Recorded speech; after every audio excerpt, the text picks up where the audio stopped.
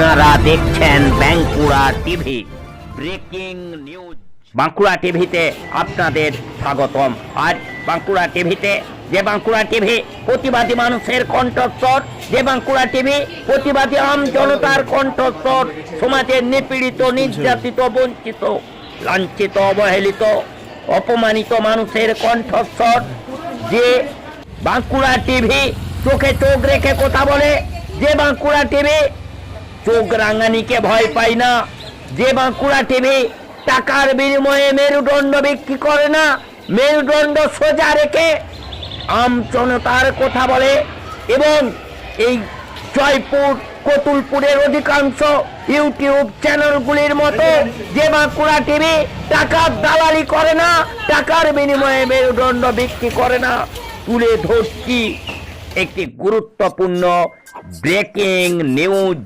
ভগবান গোলার সুপ্রিম কোর্টের রায়ে ভগবান গোলা উচ্চ বালিকা বিদ্যালয়ের 21 জন শিক্ষিকার চাকরি বাতিল। অনিশ্চয়তার মুখে স্কুলের ভবিষ্যৎ একদমই অন্ধকারে। সুপ্রিম কোর্টের এরপরে কি হবে না হবে আমরা এখনো রায়ের ফলে ভগবান গোলা উচ্চ বালিকা বিদ্যালয়ের 21 জন শিক্ষিকার চাকরি চলে যাওয়ায় চরম অনিশ্চয়তার মুখে পড়েছে বিদ্যালয়টি। বৃহস্পতিবার সকালে এই খবর ছড়িয়ে পড়তেই স্কুলে নেমে আসে চরম হতাশা ও শোকের ছায়া।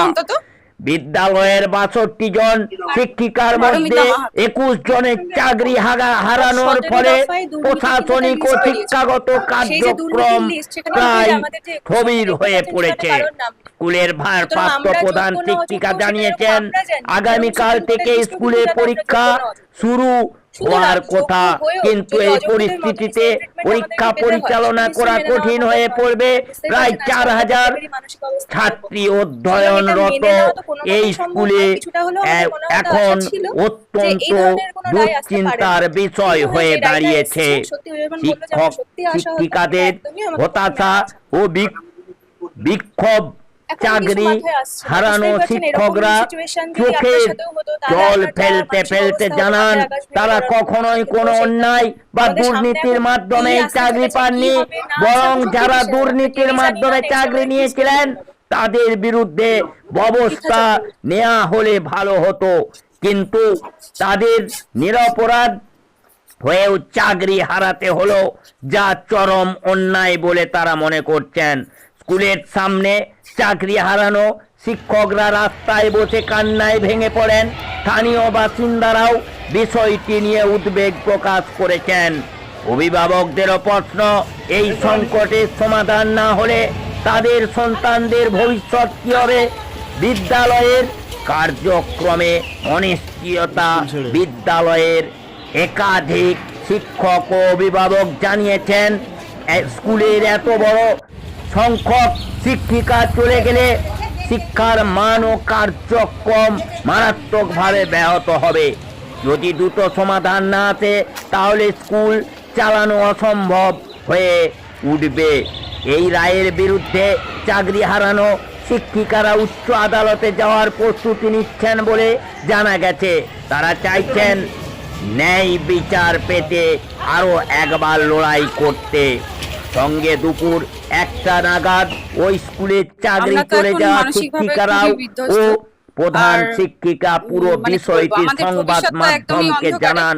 বিদ্যালয়ের এই সংকটময় পরিস্থিতিতে রাজ্য শিক্ষা দপ্তর কি পদক্ষেপ নেই সেটাই এখন দেখার বিষয়। সেই খবর দেখতে থাকুন একমাত্র বাঁকুড়া টিভির পর্দায়। আসেইনি মনের মধ্যে সেই জিনিসটা। অযোগ্য যদি হতাম তাহলে কি আর স্কুলে দাঁড়িয়ে থাকতাম আজকের দিনে? অন্তত পারমিতা মাহাতো। এই প্রসঙ্গে একটা কথা, মোট 17 দফায় দুর্নীতির কিন্তু একটা লিস্ট বেরিয়েছিল। সেই যে দুর্নীতির লিস্ট, সেখানে কিন্তু এই যে আমাদের যে 21 জনকে দেখতে পাচ্ছেন, সেখানে কারোর নাম নেই। সুতরাং আমরা যোগ্য না অযোগ্য সেটা যেরকম আমরা জানি, সেরকম সুপ্রিম কোর্টের লিস্টও কিন্তু জানে আমরা যোগ্য না অযোগ্য। সুতরাং যোগ্য হয়েও যদি অযোগ্যদের মতনই সেম ট্রিটমেন্ট আমাদেরকে পেতে হয়, সেটা নিশ্চয়ই মেনে নেওয়ার মতন নয়। আর বুঝতেই পারছেন আজকে আমাদের প্রত্যেকেরই মানসিক অবস্থা কিরকম। সুতরাং এটা মেনে নেওয়া তো কোনো মতেই সম্ভব নয়। কিছুটা হলেও আমাদের মনে হয়তো আশা ছিল যে এই ধরনের কোনো রায় আসতে পারে না, কিন্তু হ্যাঁ, যে রায়টা এসছে সত্যি যেমন বললো যে আমরা সত্যি আশাহত, এটা একদমই আমাদের পক্ষে মেনে নেওয়া সম্ভব না। আগামী দিনে কি করবেন ভাবছেন? এখন কিছু মাথায় আসছে না, বুঝতেই পারছেন এরকম সিচুয়েশন যদি আপনার সাথেও হতো তাহলে আপনার যা মানসিক অবস্থা হতো মাথায় আকাশ ভেঙে পড়ার মতন, আমাদের ক্ষেত্রেও সেইটাই। আমাদের সামনে এখন কি আসতে চলেছে, কি হবে না আছে, আমরা সত্যি দিশেহারা, আমরা কেউই জানি না নেক্সট আমাদের কি স্টেপ হতে পারে। কি নাম আপনার? পৃথা চক্রবর্তী।